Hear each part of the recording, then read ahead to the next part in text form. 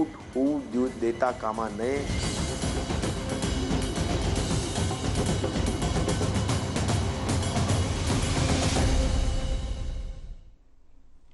नमस्कार, मी रेणुका। या बुलेटिनमध्ये तुमचं स्वागत। आणि राज्यात सरकारने एकीकडे कोरोना काळात प्रत्येक वैद्यकीय वस्तूची ठराविक दर अर्थात किंमत ठरवून दिलेली आहे, पण काही ठिकाणी नागरिकांकडून वाढीव दर आकारले जात आहेत। राज्य सरकारने HRCTसाठी 2000 रुपये आणि प्लाझ्मासाठी 5500 तर RT-PCR टेस्टसाठी 550चा दर ठरवून दिलेला आहे आणि हेच दर आकारले जावेत असं राज्य सरकारकडूनही अनेकदा सांगण्यात आलंय। पण अनेक ठिकाणी राज्य सरकारच्या आदेशांकडे दुर्लक्ष करून हे दर आकारणी मात्र सुरूच आहे।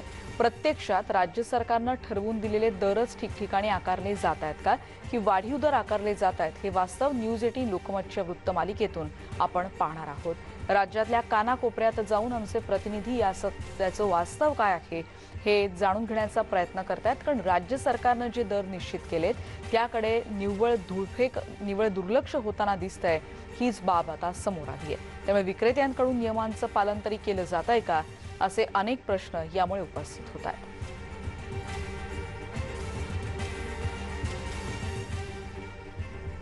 आता बातमी सर्वसामान्य नागरिकांना दिलासा देणारी। आरोग्यमंत्री राजेश टोपे यांनी आरोग्य सेवांचे दर आता आपण जसं म्हटलं त्याप्रमाणे जाहीर केलेत। कुठल्याही परिस्थितीत सामान्य माणसाची लूट होता कामा नये असंही ते म्हणालेत। बघूयात त्यांनी याविषयी काय माहिती दिली, ते जालन्यात बोलत होते।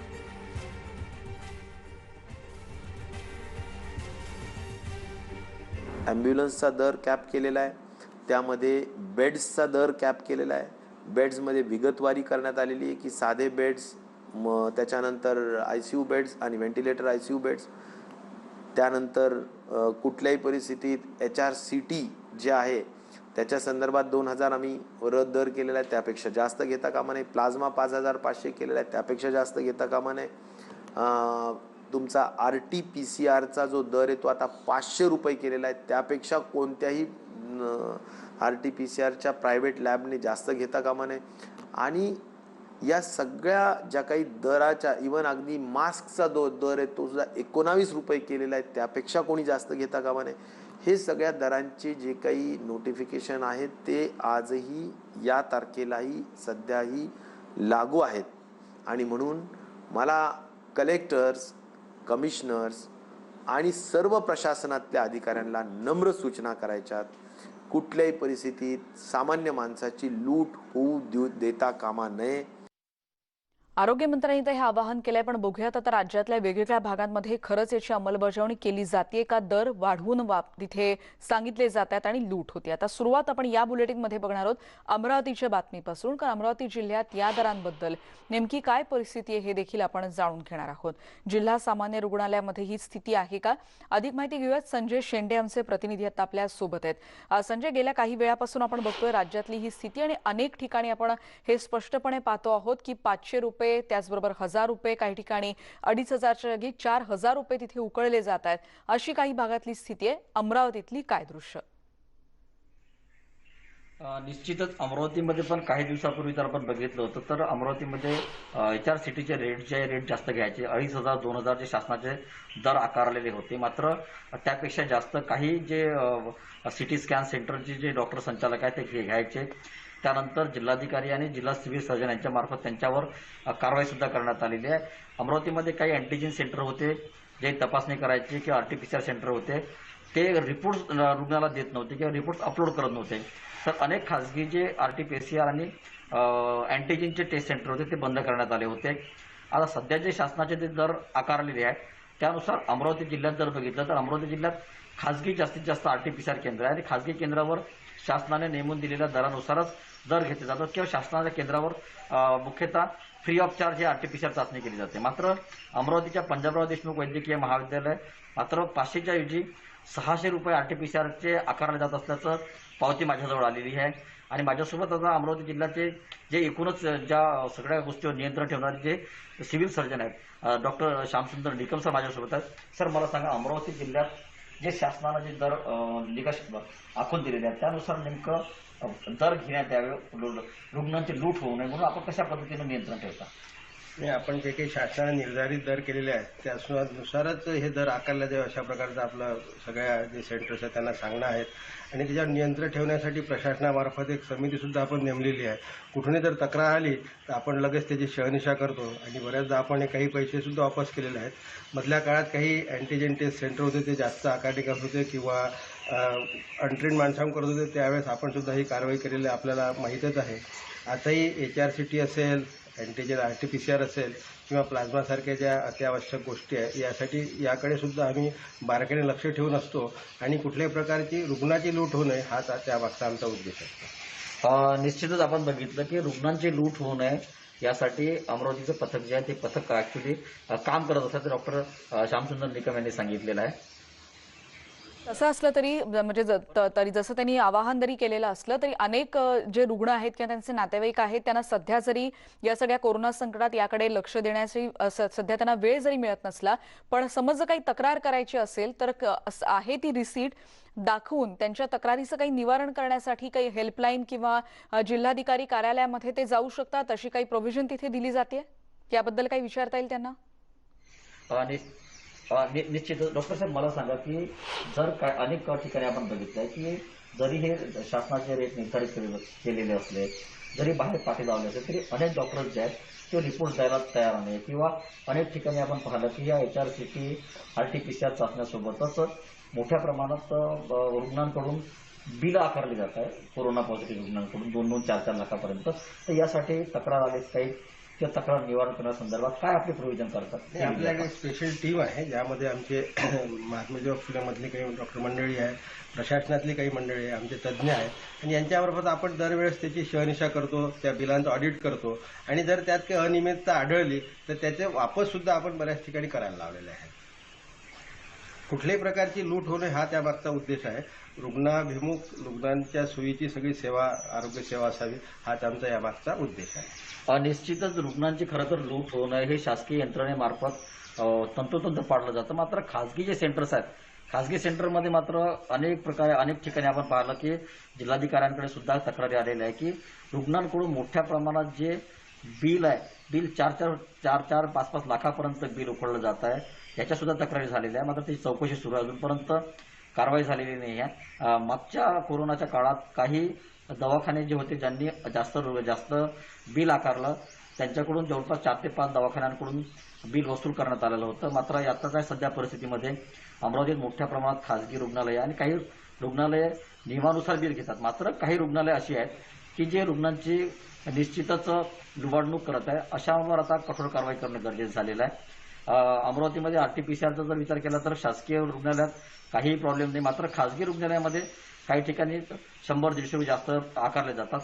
प्लाझ्माचे दर जे आहे, प्लाझ्माचे दर 5,500 रुपये आकारले जात असलं तर सिव्हिल सर्जनांनी सांगितलं किंवा शासनाने सुद्धा आपल्याला गाईडलाईन दिलेली आहे. मात्र काही ठिकाणी 500 ते 1,000 रुपयापर्यंत जास्त दर आकारले जातात. शासनाचं जे केंद्र आहे इरविन रुग्णालय, जिल्हा सामान्य रुग्णालय, या ठिकाणी मात्र जे दर आहेत काही ठिकाणी म्हणजे BPLचे जे रुग्ण असेल तर त्यांना फ्री ऑफ चार्ज आहे आणि इतर रुग्णांकडून नियमानुसारच हे दर आकारले जात आहेत.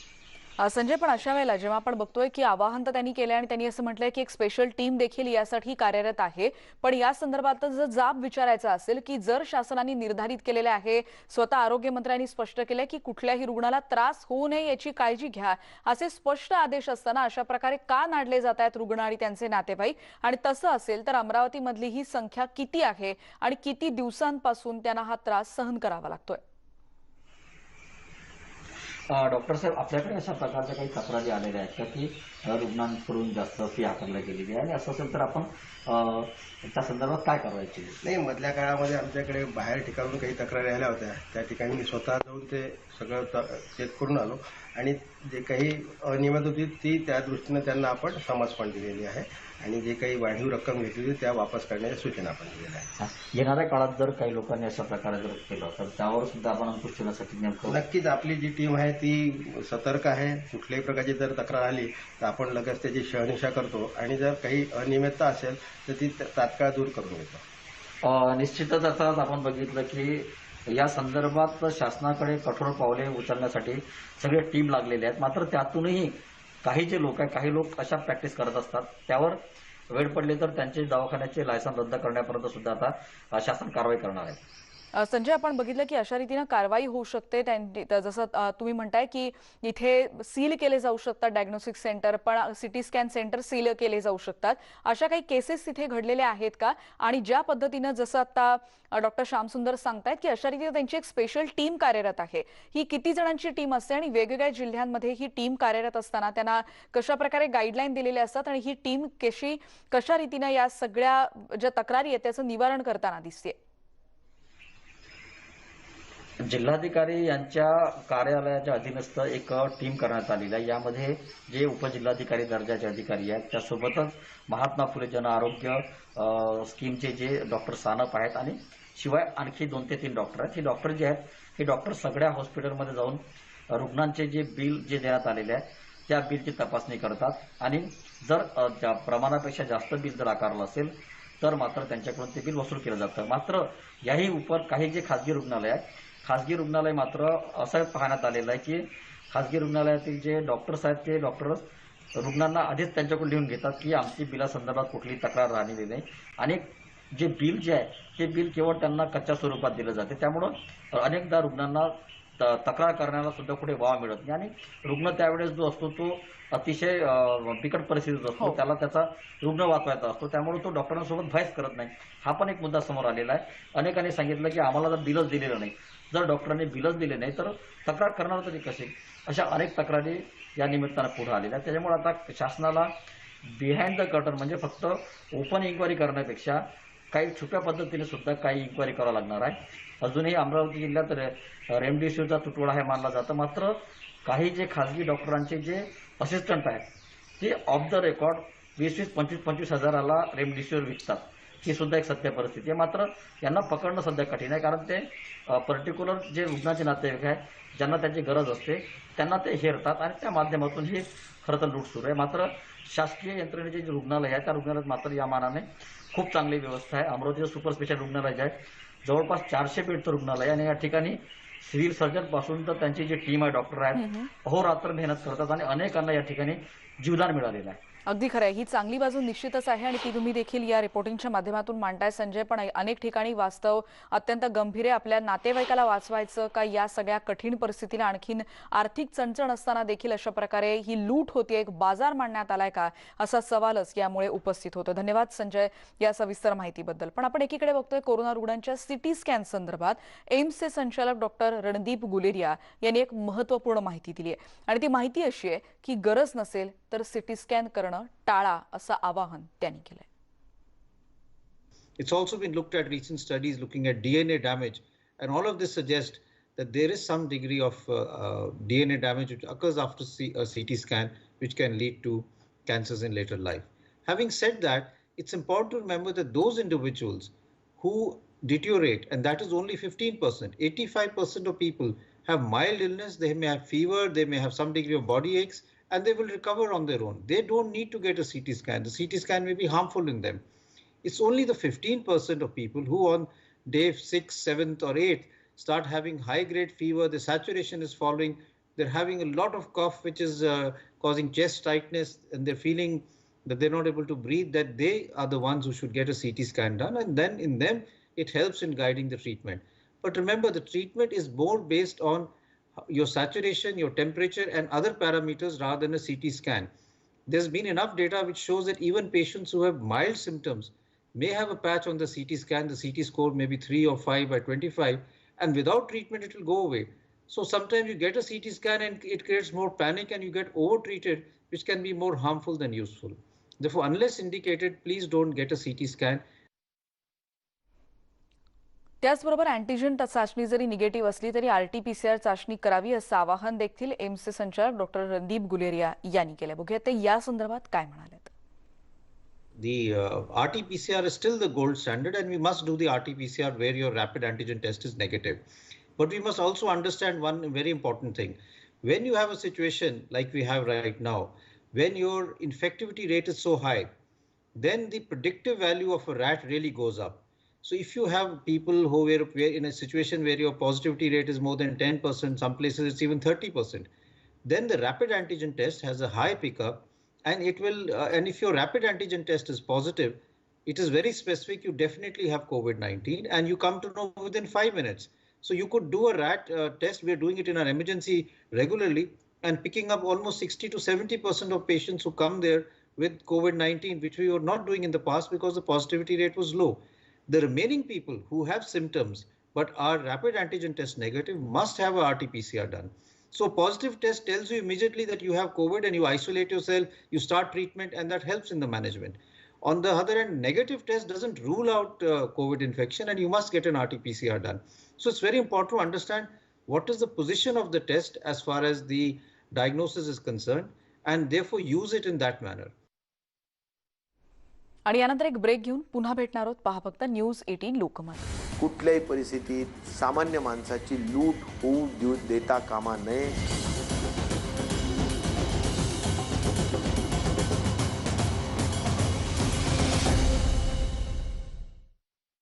सामान्य माणसाची लूट होऊ देता कामा नये.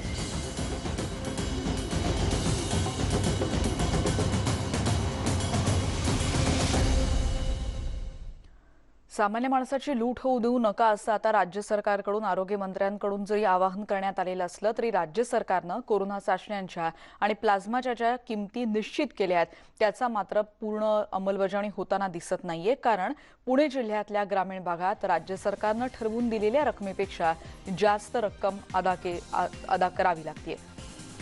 जुन्नर तालुक्यातल्या लेण्याद्री इथल्या शासकीय कोविड सेंटरला RT-PCR टेस्टच केली जाते. HRCT त्या शासकीय कुठल्याही ठिकाणी ती केली जात नाहीये. तालुक्यात 10 ठिकाणी खासगी HRCT सेंटर आहेत, पण सगळीकडेच म्हणजे या सगळ्या भागांचा जरी आपण विचार केला तरी शासकीय दरापेक्षा जास्त पैसे इथे मोजावे लागतात. थेट जातोय आमचे प्रतिनिधी रायचंद शिंदे आता आपल्या सोबत आहेत. रायचंद, आपण मागोवा घेतोय की स्थानिक पातळीवर काय परिस्थिती आहे, जरी आरोग्य मंत्र्यांनी आवाहन केलेलं असलं तरी जुन्नरमध्ये काय स्थिती सध्या पाहायला मिळतेय? नक्कीच रेणुका, आपल्याला माहिती आहे ग्रामीण भागात बऱ्याच ठिकाणी या शासकीय कुठल्या सेवा नाही आहेत, पण खासगी ठिकाणी हे रिपोर्ट चेक करावे लागतात. ग्रामीण रुग्णालय असेल किंवा कोविड सेंटर असेल अशा ठिकाणी काही ठिकाणी या सोयी आहेत, पण ज्यावेळेस खासगी ठिकाणी हे सगळे दर चेक केले आम्ही जाऊन, तर त्या ठिकाणी जास्त पैसे घेतल्याचं उघड झालेलं आहे. आपल्यासोबत वारवाडी येथील या केंद्राच्या प्रमुख आहेत मेडिकल ऑफिसर वर्षा गुंजाळ. आपण त्यांनाही विचारणार आहोत अशा पद्धतीने तक्रारी येतात का, नेमकं काय त्यांचं म्हणणे. मॅडम, काय आहे नेमकं, काय परिस्थिती या ठिकाणी आपल्याकडे? आपल्याकडे प्रायव्हेट ठिकाणी बऱ्याच ठिकाणी RT-PCR त्याचप्रमाणे रॅपिड टेस्ट केले जातात. तर RT-PCRचे शक्यतो रेट सगळ्यांना माहीत झाल्यामुळे RT-PCR बाबत तक्रारी नाही, परंतु रॅपिड बाबत तक्रारी प्राप्त होत आहेत आपल्याकडे. आपण लोकांनाही आवाहन केले आहे का तुम्ही ज्या ठिकाणी जाल तिथे तुम्ही प्रिंटेड रिपोर्ट घ्या आणि जेवढे पैसे द्याल त्याची रिसीट घ्या. त्याचं जर आपल्याकडे तुम्ही पुरावे सादर केले तर निश्चित आपण त्यांच्यावर कारवाई करू शकतो.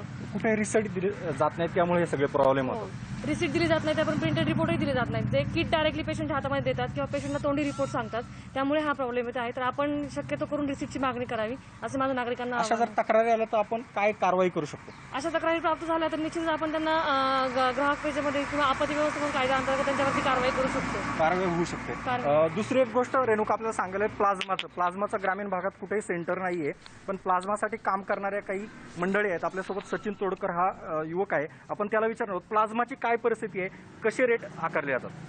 प्लाझ्माबाबत सुरुवातीच्या काळात म्हणजे कोरोनाची जी पहिली लाट होती त्यामध्ये मोठ्या प्रमाणात लूट होत होती. एका प्लाझ्मा बॅगसाठी साधारणपणे 8 ते 12 हजार रुपये, तर काही ठिकाणी 15 हजार रुपये आकारण्यात येत होते. मात्र नंतरच्या काळात शासनाने प्लाझ्माचे दर निश्चित केले व प्लाझ्मादान चळवळीमध्ये काही सामाजिक कार्यकर्ते, सामाजिक संस्थांचा सहभाग वाढला व प्लाझ्माबाबत मोठ्या प्रमाणात जनजागृती झाली. त्यामुळे सद्यस्थितीमध्ये प्लाझ्माचे जे शासकीय दर आहेत त्यानुसारच प्लाझ्मा बॅग मिळत आहेत.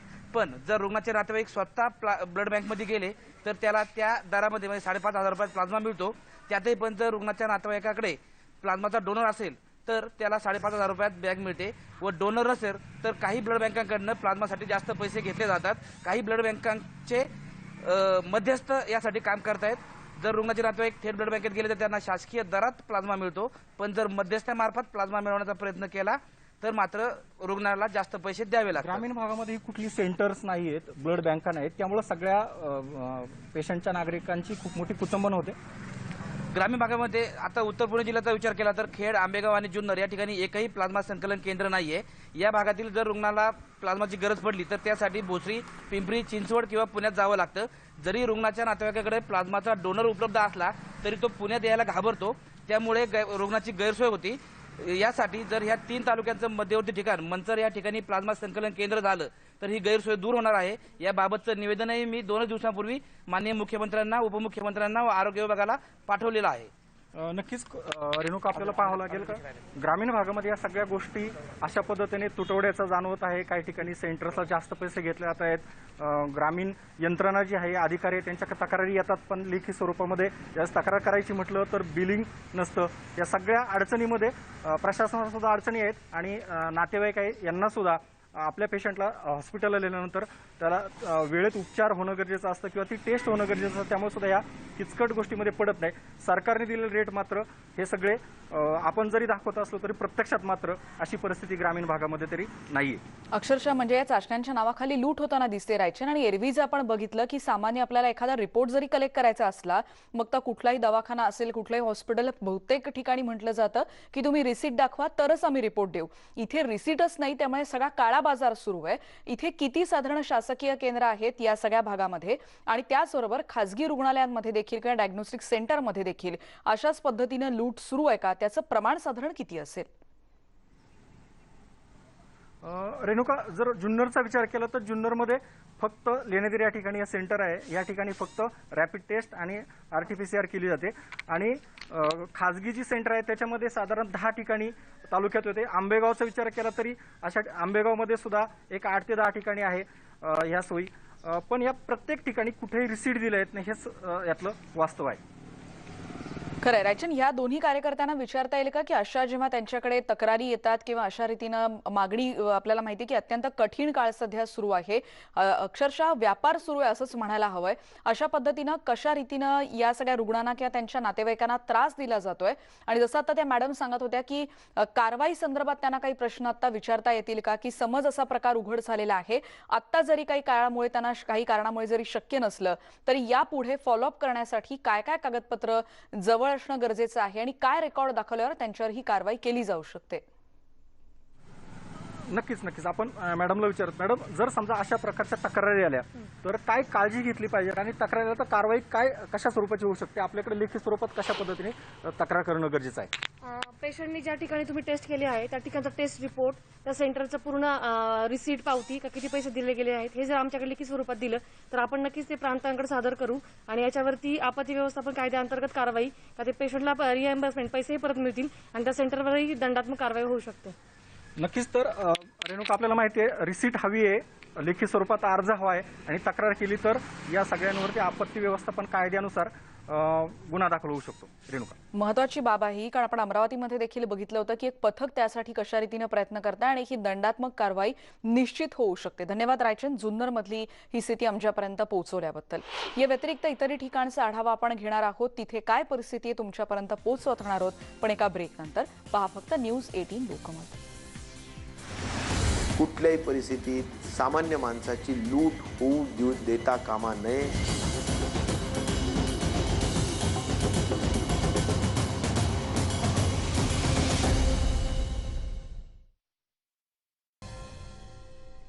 आणि आता बातमी आपण बघणार आहोत की एकीकडे कोरोना संक्रमण वाढते आणि राज्यात रेमडेसिवीरचा काळा बाजार सुरू झाला आहे. बुलडाण्यामध्ये रेमडेसिवीरच्या रिकामा वायल्समध्ये पाणी भरून इंजेक्शन विकलं जात आहे असा धक्कादायक प्रकार उघड झालेला आहे. रुग्णालयातल्या वॉर्ड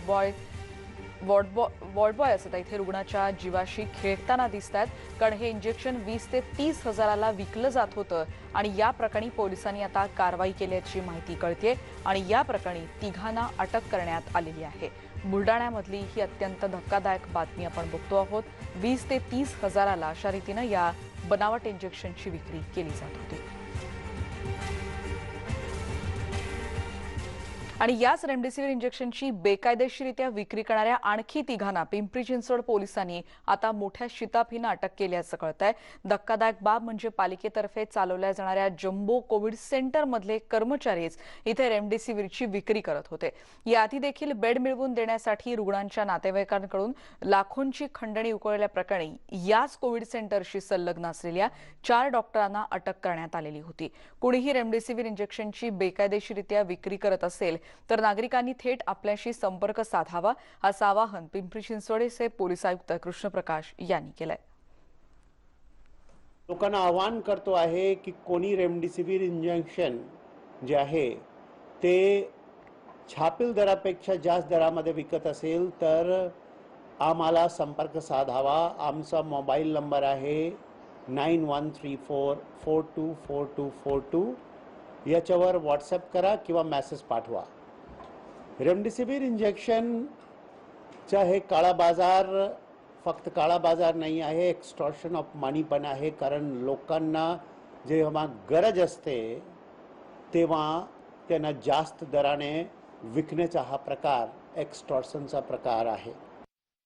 पिंपरीमधली स्थिती आपण बघितली. आता जवळ अंबरनाथमध्ये कारण पालिकेच्या कोविड रुग्णालयामध्येच रेमडेसिवीर इंजेक्शनचा काळा बाजार होतोय ही धक्कादायक बाब समोर आली आहे. जांभूळ परिसरामध्ये डेंटल कॉलेजमध्ये पालिकेचं कोविड रुग्णालय आहे आणि हा काळा बाजार उघड आणण्यासाठी काही सामाजिक आणि कार्यकर्ते आणि मनसे कार्यकर्त्यांनी आपल्या एका कार्यकर्त्याला तिथे ग्राहक बनवून पाठवलं होतं. त्यानं रुग्णालयाच्या गेटवर चिठ्ठी देताच त्याला अवघ्या 15 मिनिटात हे इंजेक्शन उपलब्ध करून देण्यात आलं.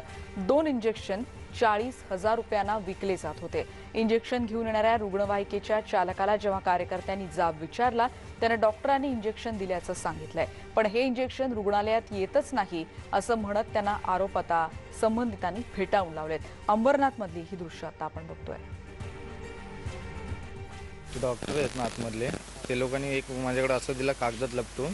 ते बोलले गेटच्या बाहेर जा आणि ते एक माणसाला दे. बस तेवढंच द्यायला गेलो तर तेवढं ओपन केलं तर रेमडेसिवीर निघलं त्याच्यामध्ये. तुला माहिती होतं का काय? नाही, अजिबात नाही. 18 मार्चला जॉईन झालोय. त्या दिवसापासून हेट्रो कंपनीचं एकही इंजेक्शन इथं अंबरनाथ कोविड सेंटरमध्ये आलं नाही. मग ह्याला कुठून भेटलं, काय भेटलं याची चौकशी झाल्यावर सगळं क्लिअर होईल ना. आणि ती चौकशी व्हायलाच पाहिजे आत्ताच्या आत्ता. एक इसम पाठवला की आम्हाला रेमडेसिवीर इंजेक्शनची गरज आहे आणि त्या चिठ्ठीवर आम्ही मोबाईल नंबर दिला. लगेच एक 15-20 मिनिटांनी आम्हाला कॉल आला की इंजेक्शन अवेलेबल आहेत, पण एक इंजेक्शनची किंमत 18,000 आहे. संबंधित आमच्या मुलाने त्या मोबाईलवरती परत कॉल केला आणि त्यांना सांगितलं की आम्हाला 18 नाही, आम्हाला 20,000ला दिलं तरी चालेल, पण आम्ही इंजेक्शन घेऊ. लगेच त्यांनी सांगितलं अर्ध्या तासात तुम्ही या डेंटलजवळ, आम्ही तुम्हाला इंजेक्शन देतो. तर या डेंटल हॉस्पिटलमध्ये काम करणारा ॲम्ब्युलन्सवरचा ड्रायव्हर आला आणि त्यांनी आमच्या हातात इंजेक्शन दिले आणि त्याला आम्ही मनसे स्टाईलने जेव्हा जाब विचारला त्यावेळेला त्यांनी खरं सांगितलं की या डेंटल हॉस्पिटलमध्ये जे डॉक्टर्स काम करतात ते आम्हाला इंजेक्शन देत आहेत आणि तेच इंजेक्शन आम्ही बाहेर पुरवतो. अंबरनाथमधला धक्कादायक प्रकार आता आपण बघितला आणि यानंतर इतरही बातम्यांचा आढावा घेण्यासाठी भेटणार आहोत. पण एका ब्रेकनंतर पहा फक्त न्यूज 18 लोकमत.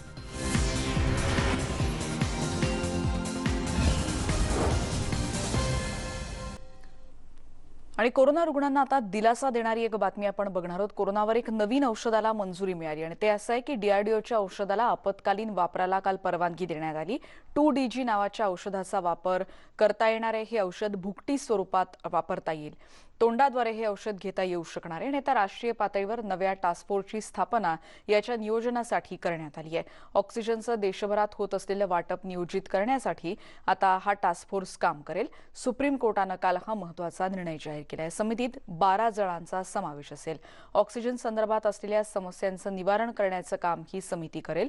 आणि तिसरी महत्त्वाची बातमी ती म्हणजे केंद्रीय आरोग्य मंत्रालयानं कोरोना रुग्णांना दाखल करून घेण्यासंदर्भात राष्ट्रीय धोरणात मोठे बदल केले. आता RT-PCR रिपोर्ट नसला तरीही कोरोनाची जर लक्षणं असतील तर रुग्णांना कोविड सेंटरमध्ये दाखल करता येऊ शकेल. तसंच रुग्णांना ओळखपत्र नसल्यानं प्रवेश दिला जात नसला तरी देखील सेंटरमध्ये भरती करता येऊ शकेल. हमने पिछले अप्रैल 2020 में एक बहुत इम्पॉर्टेंट काम शुरू किया था कोविड-19 के ड्रग के ऊपर. ये एक मॉलिक्यूल है 2-डीऑक्सी डी ग्लूकोज, जिसको हमने टेस्ट करना शुरू किया था अप्रैल 2020 में। और CCMB हैदराबाद में हमने पहला एक्सपेरिमेंट इसमें किया था, जिसमें कि वायरस के ऊपर 2DG का इफ़ेक्ट, जिसको 2-डीऑक्सी डी ग्लूकोज भी कहते हैं, इसका इफ़ेक्ट हमने स्टडी किया था और उसमें हमें बहुत अच्छे रिजल्ट्स मिले थे। उसके बाद हमने ड्रग कंट्रोलर से इसके लिए प्रार्थना की थी कि हमें क्लिनिकल ट्रायल्स की इजाज़त दी जाए, और क्लिनिकल ट्रायल्स हमारे शुरू हुए मई 2020 में, और फेज़ 2 क्लिनिकल ट्रायल्स मई 2020 से लेकर के और अक्टूबर 2020 तक चले, जिसमें कि बहुत अच्छे हमारे को इसके रिजल्ट्स मिले हैं, जिसमें पेशेंट्स को, कोविड-19 पेशेंट्स को ये ड्रग देने पे काफ़ी अच्छा फ़ायदा हो रहा है। या सगळ्या बातम्यांचा आढावा घेतल्यानंतर या बुलेटिनमध्ये आता आपण इथेच थांबतो, पण जाताना एक महत्त्वाची आठवण, मास्क वापरा, सुरक्षित रहा, पहा फक्त न्यूज 18 लोकमत.